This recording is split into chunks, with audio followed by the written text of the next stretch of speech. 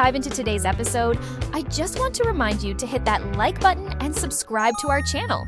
Your support means the world to us. It helps us grow, reach more amazing learners like you, and keep bringing you fresh and fun content every week. So don't forget, like, subscribe, and let's keep this journey going strong. Hello, brilliant idiom explorers, and a very warm welcome back to another genuinely insightful episode of Idiom Insights. I'm Emma, your enthusiastic guide, and I'm absolutely thrilled to be here with you again, ready to delve deeper into the fascinating nuances and practical applications of some more common English phrases. It's always such a distinct pleasure to share this learning journey with you, our dedicated listeners, as we navigate the wonderfully colorful and often surprising world of English. And I'm Jack, your co-host and ever-curious word detective, here once again to help unravel the intricate meanings and perhaps share a chuckle or two as we explore the rich, historical landscape of idiomatic English. It's truly wonderful to be back in the Idiom Insights studio, Emma, and a very big, warm hello to all our fantastic listeners joining us from every corner of the globe. Thank you for tuning in for another exciting dose of idiom discovery and linguistic fun. It's always an absolute joy, Jack. Today, we've meticulously selected 4 incredibly useful and vividly expressive idioms that you'll undoubtedly encounter in everyday English conversations, literature, and media. Understanding these will not only significantly boost your comprehension of native speakers, but will also provide you with more natural, nuanced, and wonderfully expressive ways to communicate your own thoughts, feelings, and observations. These carefully chosen phrases cover concepts such as being unconventional and innovative, enduring those hot summer days, deliberately ignoring someone, and being remarkably similar to another person. A truly excellent and wonderfully varied mix you've curated for us today, Emma. These are precisely the kinds of idioms that really add significant character, color, and depth to any conversation, making language far more engaging. Here are the 4 idioms we'll be diving into with great enthusiasm in this episode of Idiom Insights. First, an idiom for doing something new, entirely different, and often courageously unconventional. Break the mold. This one often speaks to innovation and change. Second, a phrase that perfectly captures the essence of the hottest, most lethargic, and sometimes draining period of summer, dog days of summer. You can almost feel the heat in the phrase itself. Third, an expression for a very specific and often hurtful social action, deliberately ignoring or being pointedly unfriendly towards someone. Give the cold shoulder. It certainly sounds chilly. And finally, an idiom for 2 people who are strikingly similar to each other, especially in their appearance, underlying character, or shared interests. Like 2 peas in a pod, a charming visual indeed. Those are all fantastic and incredibly common idioms, Jack. Each one paints a very clear and immediate mental picture and is used with considerable frequency by native speakers. So understanding them thoroughly will be incredibly beneficial for our listeners as they engage in English conversations and encounter these evocative phrases in various forms of media. Grasping their subtleties can really elevate one's English proficiency. I couldn't agree more enthusiastically, Emma. They're all remarkably practical and provide genuine insight into cultural expressions. And before we delve into the fascinating intricacies of our very first idiom, a quick and sincere request from both of us here at the Idiom Insights team. If you're finding these episodes valuable for your ongoing English learning journey, and you genuinely enjoy our explorations into the world of idioms, please do take a brief moment to subscribe or follow our podcast on your preferred listening platform. Yes, subscribing is undoubtedly the best way to ensure you don't miss any of our future idiom adventures, linguistic discoveries, and helpful explanations. And if you're feeling particularly supportive, a like or a positive rating on your chosen podcast platform truly helps other dedicated English learners discover Idiom Insights and join our growing community. We are so deeply grateful for your engagement and continued support. It really fuels our passion for creating this content. It genuinely makes a massive, positive difference to us and the show. Thank you all for being such an integral part of our Idiom Insights community. Right then, Emma, are you fully prepared for our first idiom? Which sounds quite revolutionary and rather exciting. Let's absolutely do it. Our first idiom for this episode of Idiom Insights is break the mold. Break the mold. This immediately makes me think of the physical act of breaking a mold. something that's used to create numerous identical copies of an object. So if you break the mold, are you doing something completely new, entirely different, and perhaps even setting a new standard, Emma? That's exactly the core idea, Jack.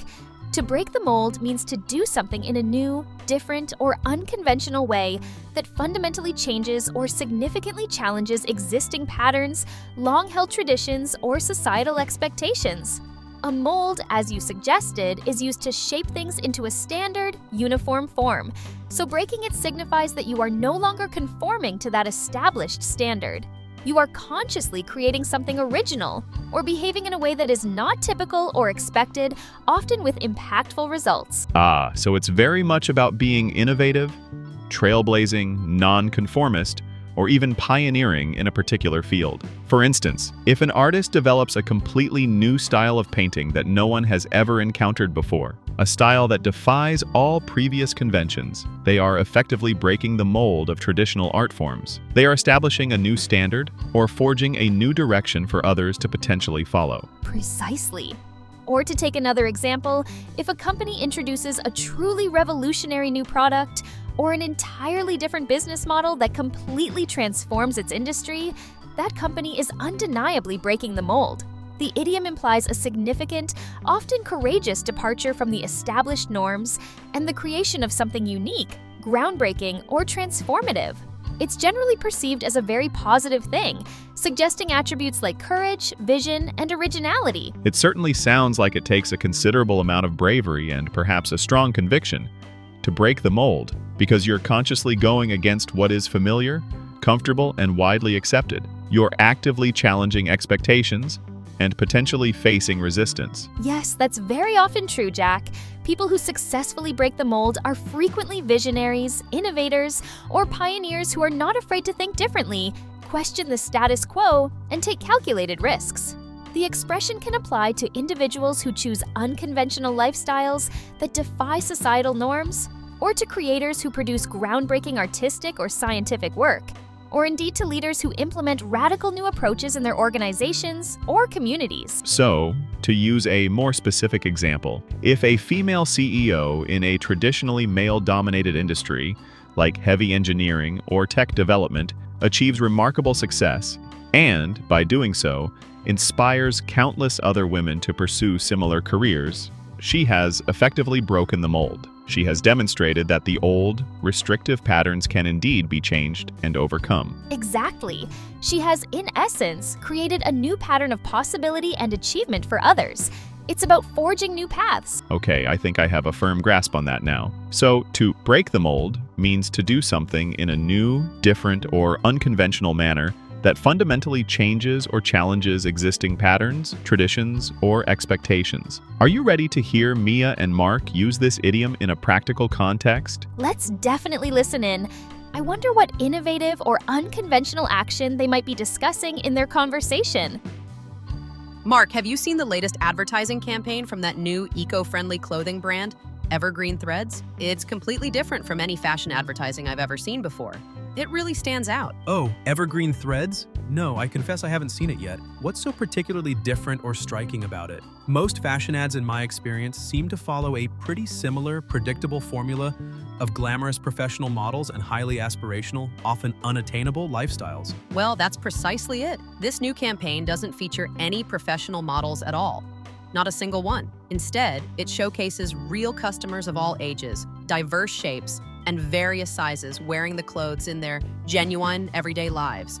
You see them gardening, working at their desks, playing joyfully with their kids. And the primary focus isn't on elusive glamour, but rather on practical comfort, long-lasting durability, and the ethically sourced, sustainable materials they use in their garments. Wow, that really does sound refreshingly different. So they're completely avoiding the usual high fashion, super aspirational, and often unrealistic imagery? That's quite a bold and potentially risky move in the highly competitive fashion industry. It truly is. I genuinely think they're consciously trying to break the mold of traditional fashion advertising and aiming to connect with consumers on a much more authentic, relatable, and ultimately trustworthy level. It's incredibly refreshing to see a brand that's not afraid to do something completely new and boldly challenge the established industry norms. It definitely makes me much more interested in their products and their brand ethos. That was a perfect and very clear example. Mia accurately described how the new clothing brand was effectively breaking the mold with its innovative advertising campaign by featuring real customers and focusing on authenticity, everyday utility, and sustainability. This was indeed a significant departure from the typical fashion advertising conventions we're all used to seeing. Exactly, Jack. The idiom powerfully highlighted the brand's innovative and unconventional approach, which courageously challenged existing patterns within its industry and aimed to create something genuinely new, different, and perhaps more meaningful for consumers. It's certainly a very common and overwhelmingly positive idiom for describing such pioneering actions and forward-thinking initiatives. It truly is. So the next time you observe someone or something doing things in a completely new and unconventional way that effectively challenges old, established patterns, remember this idiom. They are breaking the mold. And we'd absolutely love to hear about someone or something you personally think has really broken the mold. What did they do that was so remarkably different or transformative? Please do share your interesting examples and thoughts in the comments section below this episode. That's a great idea, Jack. Let's move on now to our second evocative idiom in this episode of Idiom Insights. This particular one is all about a specific and often memorable time of year. Our second idiom for today, listeners, is Dog Days of Summer. Dog Days of Summer. This is a very evocative and almost tangible phrase, isn't it? It immediately makes me think of dogs lazing around, panting in the intense heat, seeking any patch of shade. What specific period does this idiom refer to, and why exactly dog days, Jack? Is it literally about our canine friends? You're absolutely right about the feeling it evokes, Emma. The Dog Days of Summer, or sometimes just Dog Days, refers to the hottest, most sultry, and often the most lethargic and unproductive period of summer. This typically falls in July and August in the Northern Hemisphere. It's that challenging time when the heat can feel genuinely oppressive, and people, and indeed animals like dogs, tend to feel lazy, sluggish, and generally unmotivated. So it's the absolute peak of summer heat, that period when it's often far too hot to do much of anything, except try desperately to stay cool and hydrated. But why the specific term dog days? Does it actually have anything to do with real dogs beyond them feeling the heat too?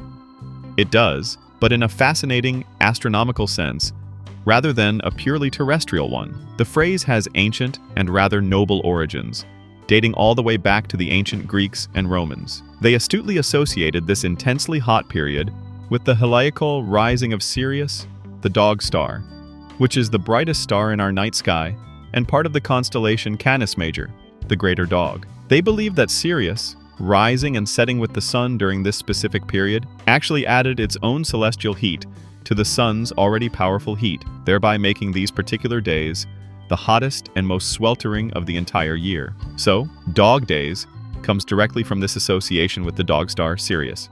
That's absolutely fascinating historical context. So it's not merely about dogs feeling uncomfortably hot, but rather about the perceived stellar influence of the dog star on our earthly weather.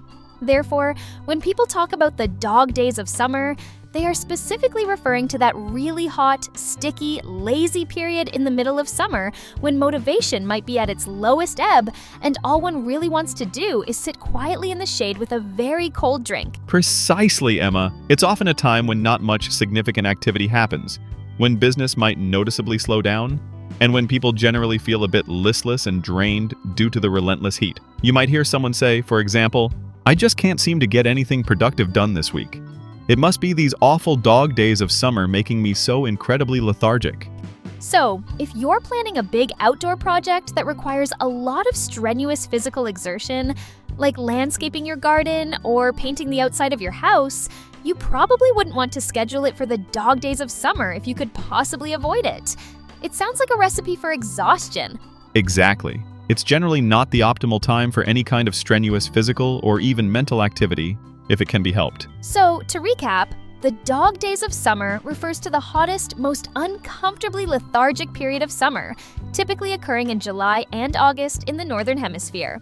Are you ready to hear Mia and Mark use this idiom in their conversation? Let's definitely listen in. I wonder how they are personally coping with the pervasive summer heat in their story. Oh, Mia, this relentless heat wave is just absolutely relentless, isn't it? It's been consistently over 30 degrees Celsius every single day this week, and it's so incredibly humid as well. I feel like I have absolutely no energy at all. I'm just dragging myself around. Tell me about it, Mark. I'm finding it so incredibly hard to concentrate properly at work, and even just walking to the local shop for essentials feels like a major, exhausting effort.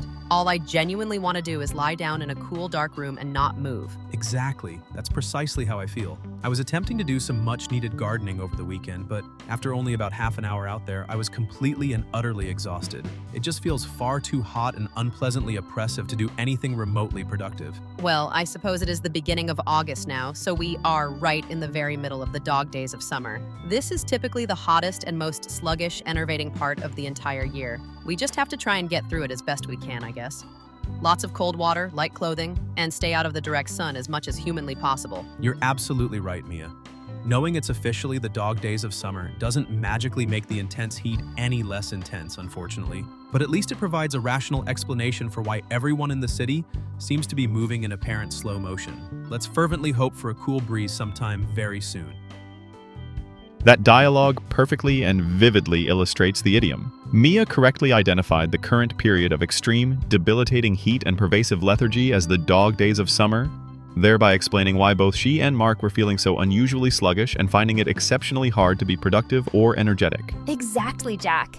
The idiom effectively captured that specific, often challenging time of year characterized by oppressive heat and a general, widespread lack of energy. It provided a common cultural reference point for their shared, uncomfortable experience. It's certainly a very common and highly evocative phrase for that hottest, sometimes most draining, part of the summer season. It truly is. So the next time you're experiencing that peak summer heat, feeling a bit lazy and unmotivated, you'll know you're well and truly in the dog days of summer. And we'd be very interested to hear how you, our listeners, cope with the challenging dog days of summer. What are your best personal tips and tricks for staying cool, refreshed, and perhaps even a little motivated during this period? Share your valuable thoughts and suggestions in the comments section below the episode. That's a wonderful idea, Jack.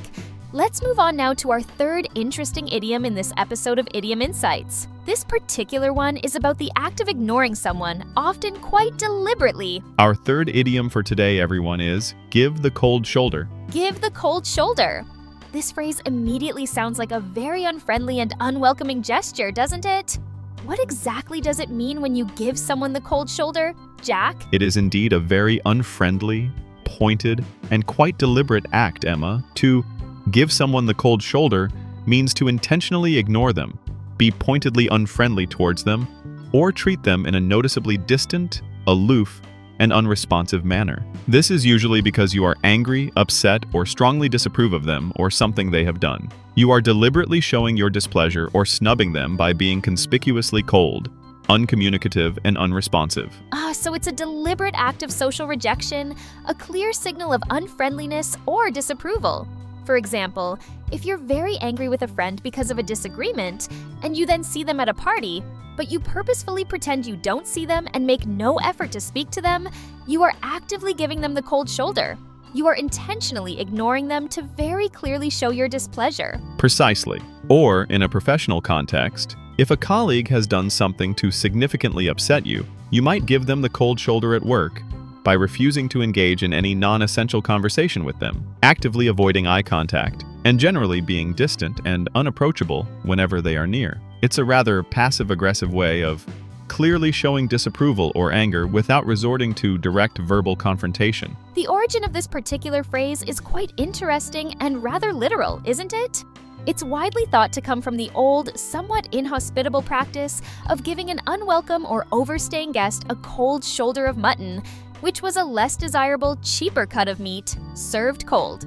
This was intended as a polite, but undeniably clear hint that they had overstayed their welcome, and it was now time for them to depart. That's a truly fascinating historical connection, and it makes perfect sense. So the cold shoulder literally represented a less than warm, in fact, a decidedly chilly reception. Nowadays, of course, it's much more about the cold, unfriendly emotional behavior rather than the temperature of the food. It's a clear, non-verbal signal of disapproval or a distinct desire to avoid any interaction.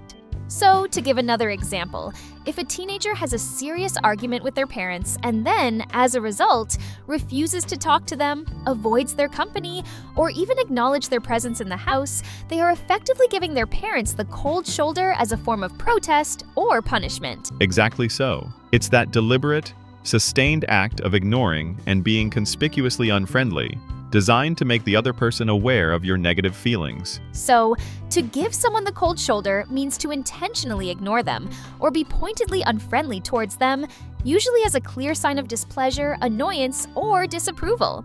Are you ready to hear Mia and Mark use this idiom in their discussion? Let's certainly listen in. I wonder who is receiving an unfriendly, chilly reception in their particular story this time. Mia, have you happened to notice that Susan from the accounting department seems to be a bit, well, off with me lately? Whenever I see her in the hallway or the office kitchen, she barely makes any eye contact and gives really short, clipped, almost monosyllabic answers if I try to say hello or make small talk. It's quite noticeable. Susan, you say? That's certainly unusual for her. She's normally quite friendly, approachable, and rather chatty. Have you perhaps done anything recently that might have inadvertently upset her, Mark? Did you, by any chance, forget about that important budget meeting she tried to arrange with you and a few others last week? I remember her mentioning it. Oh, you know what, Mia? Now that you mention it, I think I did completely and utterly forget about that specific meeting. I had so much on my plate last week, an absolute mountain of work, and I think I must have missed her email reminder among everything else. I didn't even apologize for not showing up. Oh dear, that's not good at all. Well, there you go then, Mark. If you missed an important meeting that she took the time to arrange and then you didn't subsequently explain or apologize for your absence, she's probably quite rightly annoyed with you. It sounds very much like she's deliberately giving you the cold shoulder to clearly show her displeasure and frustration. You're probably absolutely right. I feel quite terrible now knowing that. I genuinely didn't mean to be disrespectful or dismissive of her time. I need to go and find her as soon as possible, apologize properly and sincerely for missing the meeting, and explain what happened. Hopefully, she'll stop giving me the cold shoulder if I make genuine amends. That dialogue very clearly and effectively illustrates the idiom. Mia astutely suggested that Susan was giving Mark the cold shoulder, that is, intentionally ignoring him and being unfriendly, because he had missed an important meeting she had organized and, crucially, hadn't apologized for his oversight, thus understandably causing her annoyance. Exactly, Emma. The idiom perfectly captured Susan's deliberate, unfriendly behavior as a direct and understandable reaction to Mark's unintentional but impactful oversight. And Mark, to his credit, realized he needed to address the issue directly to stop receiving the continued cold treatment. It's certainly a very common and highly descriptive phrase for that kind of intentional social snub or deliberate display of unfriendliness. It most definitely is. So, the next time you observe someone deliberately ignoring or being conspicuously unfriendly to another person, you might accurately say they are giving them the cold shoulder. And we'd be very interested to hear if you've ever been on the receiving end of the cold shoulder, or perhaps if you've given it to someone yourself. What was the underlying reason for it? Feel free to share your experiences, anonymously if you prefer, of course, in the comments section below this episode. That's a wonderful idea, Emma. Now we've arrived at our fourth and final idiom for this insightful episode of Idiom Insights. This delightful one is all about remarkable, often striking similarity between people. Our final idiom for today's exploration is like two peas in a pod. Like two peas in a pod. This is such a lovely, charming, and very visual idiom. Peas found together in the same pod are usually virtually identical, aren't they? Often indistinguishable from one another. So what exactly does it mean when people are described as being like two peas in a pod, Emma? You've captured the image perfectly, Jack. When two people are said to be like two peas in a pod, it means they are very, very similar to each other, especially in their physical appearance, their fundamental character, their shared interests, values, or their typical behavior. Just as two peas taken from the very same pod look almost exactly alike, this idiom is used to describe people who share a striking, undeniable resemblance or have remarkably similar personalities, outlooks, and habits. So it's all about a remarkable, often uncanny similarity frequently observed between close friends, siblings, or sometimes romantic partners. For instance, if you encounter twin sisters who not only look completely identical, but also consistently dress in the same style, share the same mannerisms, and even finish each other's sentences, you would most definitely say they are like two peas in a pod. Precisely. Or to take another common scenario, if two best friends share all the same hobbies and passions, laugh hysterically at the exact same jokes, seem to instinctively finish each other's sentences, and even possess very similar ways of thinking about the world, they could accurately and affectionately be described as being like two peas in a pod. The idiom strongly emphasizes their profound likeness, and often, as a consequence, their very close, harmonious bond. It's generally a very positive and often affectionate idiom, isn't it? It tends to highlight a charming, sometimes endearing, similarity, and frequently implies a harmonious, easy relationship precisely because of that deeply shared nature and understanding. Yes, you're absolutely right. It usually carries a warm, positive, and appreciative connotation. It suggests a comfortable, natural, and effortless affinity between the two people, largely due to their extensive similarities. It's not just that they have one or two minor things in common, but rather that they are fundamentally alike in many significant and noticeable ways. So if, for example, a father and his son both absolutely love going fishing together, share the exact same quirky and slightly eccentric sense of humor, and even walk with the same distinctive gait, people observing them might very well say they are like two peas in a pod. Exactly. It's that striking, comprehensive, multifaceted similarity that the idiom so effectively conveys. So, when two people are described as being like two peas in a pod, it signifies that they are extraordinarily similar to each other in physical appearance, fundamental character, shared interests, or typical patterns of behavior. Are you ready to hear Mia and Mark use this delightful and visual idiom? Let's most certainly listen in. I wonder which two notably similar people they might be discussing in their conversation this time. Mark, I finally met your brother David for the very first time at your lovely family barbecue last weekend. It was truly lovely to finally meet him in person after hearing you talk about him quite often for so long. Oh, you met David? That's great. I'm glad you finally got to connect. What did you think of him? We're actually quite different in some specific ways, I think. But many people do often say we have a lot of underlying similarities too. Well, honestly, Mark, once I started talking to him properly, I was absolutely amazed at how incredibly similar you two are. It's quite uncanny. You have the exact same infectious laugh. You both tell stories in that really animated, engaging way, and you even, remarkably, have the same taste in rather obscure old black and white movies. Oh dear, is it really that obvious? Our mom always says we're clearly cut from the same cloth, whatever that means precisely. Oh, it's much more than that, Mark. You're not just vaguely similar, you're genuinely like two peas in a pod. Honestly, even your specific mannerisms when you're deep in thought about something are completely identical. It was quite striking and rather amusing to observe.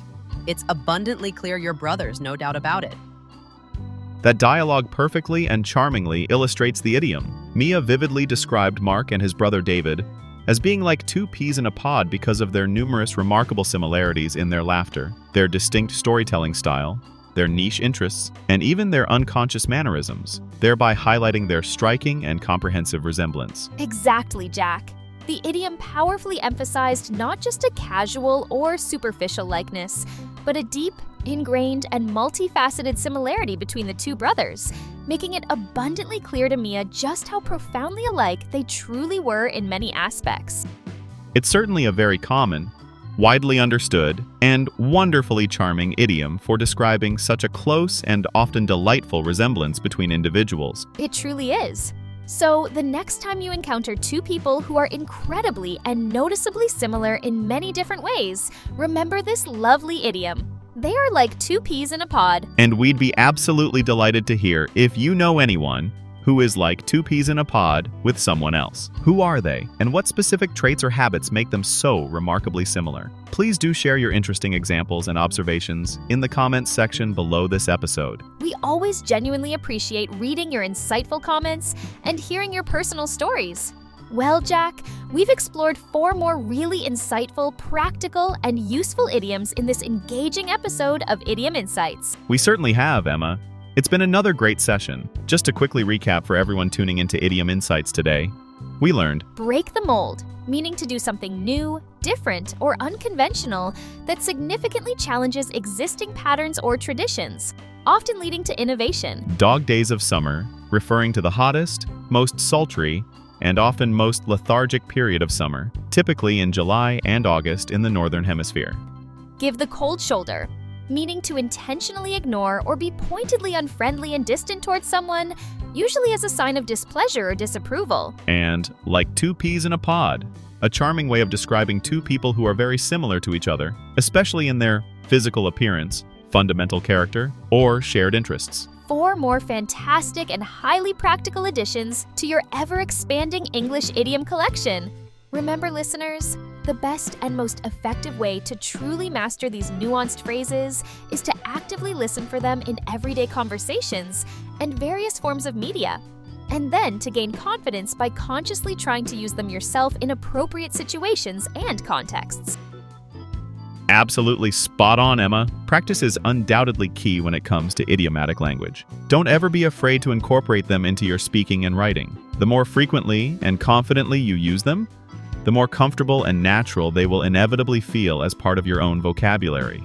And if you thoroughly enjoyed learning with us today, and we sincerely hope that you did, please do consider giving this episode of Idiom Insights a like. And if you have a moment, leaving us a positive review on your preferred podcast platform. Your invaluable support genuinely helps other dedicated learners find us and join our wonderful growing community. And please make absolutely sure you hit that subscribe or follow button for Idiom Insights so you don't miss out on any of our future episodes, where we'll continue our mission to demystify and explore the wonderful, witty, and sometimes perplexing world of English idioms. Thank you all so very much for joining us today. It's truly been a distinct pleasure exploring these fascinating phrases with you all. Keep learning, keep listening with enthusiasm, and we'll talk to you again next time on Idiom Insights. Goodbye for now, everyone. See you later.